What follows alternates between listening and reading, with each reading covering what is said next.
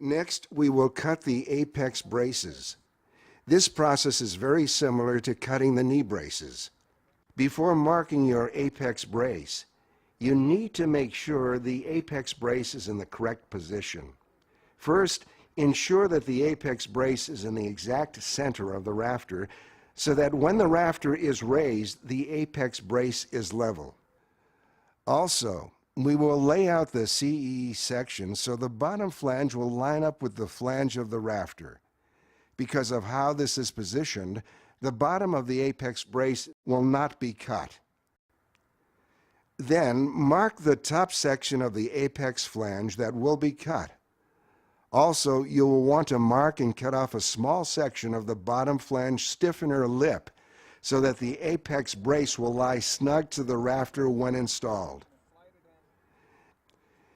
After cutting, insert your apex brace into the rafter assembly to assure that it fits correctly.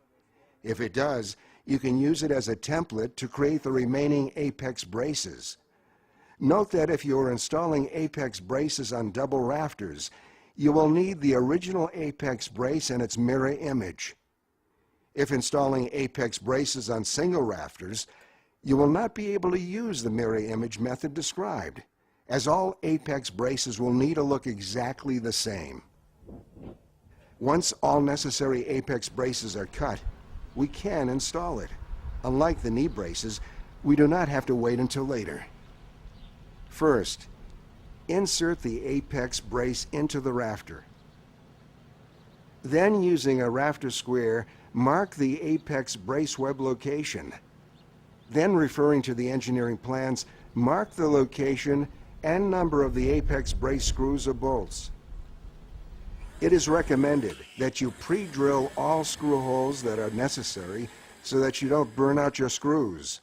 For number 14 framing screw, use a 5/32 drill bit, which will create the perfect size hole.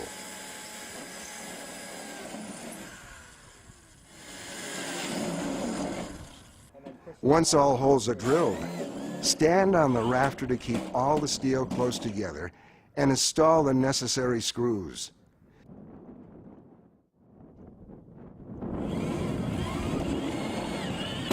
Please be aware that on double frames, the engineering plans call for half of the screws to be installed from one side and the rest from the other.